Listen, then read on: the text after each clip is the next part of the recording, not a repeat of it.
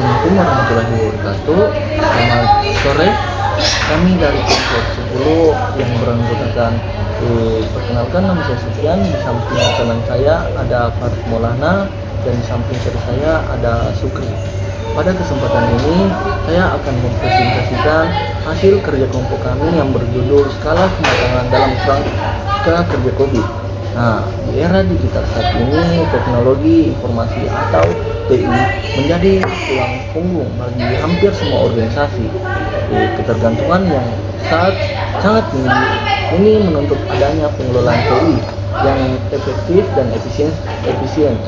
Tata kelola TI yang baik bagi sebuah organisasi bisa menghadapi banyak risiko seperti operasional, pelanggaran keamanan data, hingga kegagalan dalam mencapai tujuan bisnis. Untuk mengatasi tantangan ini, hadirnya sebuah kerangka kerja yang dikenal sebagai COBIT atau Control Objective for Information and Relay Technology. COBIT menyediakan panduan dan praktik terbaik untuk membantu organisasi menyelaraskan tujuan IT dan tujuan bisnis. Salah satu elemen paling kuat dalam COBIT adalah konsep skala kematangan atau maturity scale.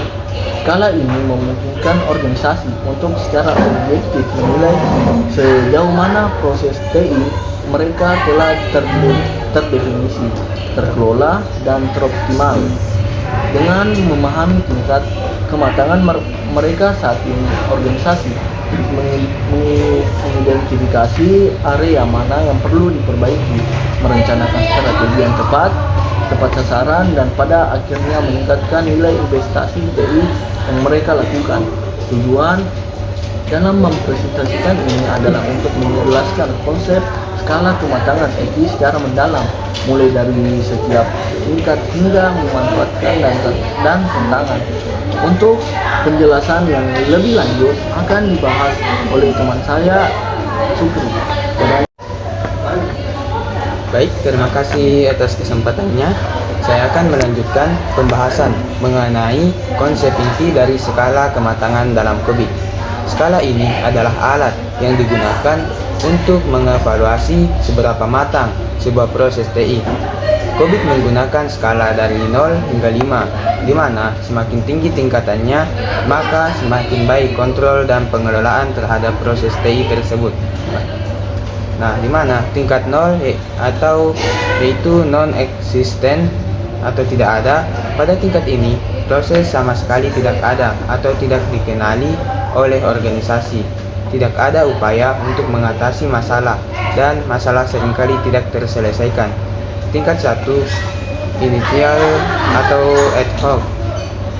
Di sini proses sudah ada, tetapi sangat tidak terorganisir dan bergantung pada individu tertentu. Keberhasilan biasanya terjadi karena upaya heroik seseorang, bukan karena proses yang baku. Hasilnya pun tidak dapat diprediksi. Tingkat kedua, repeatable but intuitive. Proses mulai dilakukan dengan cara yang mirip dari waktu ke waktu, namun belum didokumentasikan secara resmi. Proses ini masih sangat bergantung pada pengetahuan dan pengalaman individu. Contohnya, tim TI melakukan backup data rutin, tapi jadwal dan prosedurnya tidak tertulis.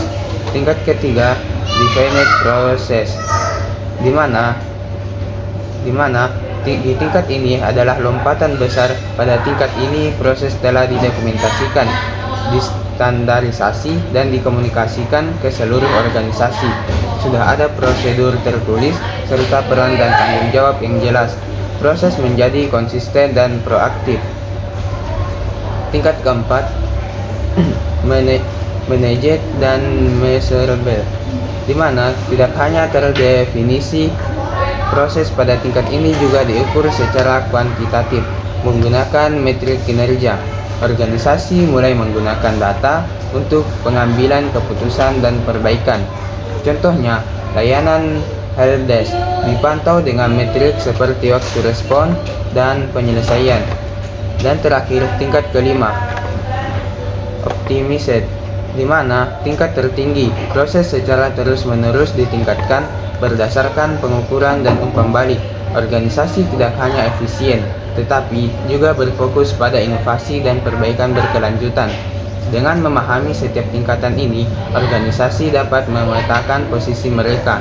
Selanjutnya, rekan saya Muhammad Farid Maulana akan menjelaskan apa saja manfaat, tantangan, serta kesimpulan dari penerapan skala ini.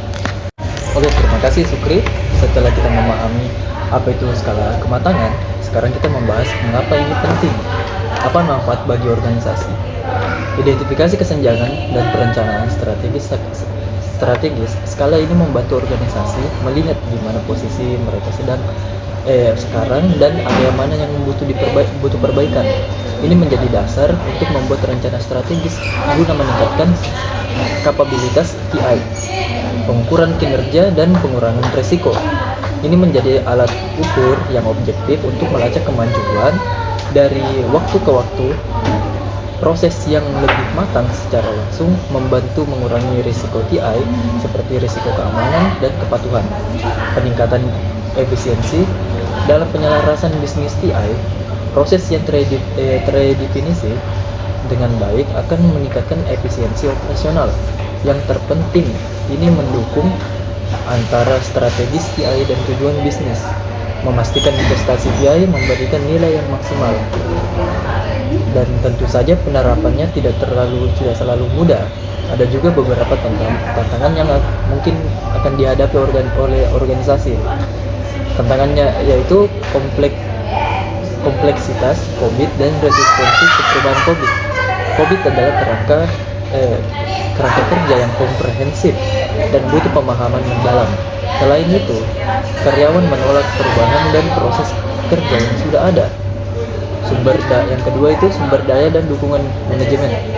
Proses penilaian dan perbaikan membutuhkan sumber daya yang tidak sedikit, baik dari segi waktu, anggaran maupun personel. Tanpa dukungan yang kuat dari manajemen puncak, inisiatif ini bisa gagal. Nah, sebagai kesimpulan, skala kematangan dalam kerangka kerja COVID adalah alat yang sangat kuat untuk mengevaluasi, meningkatkan tata kelola TI. Ini juga berfungsi sebagai peta jalan strategis untuk perbaikan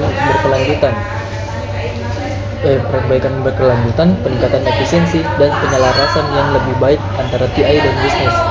Kami juga memiliki beberapa saran bagi organisasi yang yang pertama itu mulai dari lingkup yang kecil dan terbatas sebelum melakukan penilaian menyeluruh.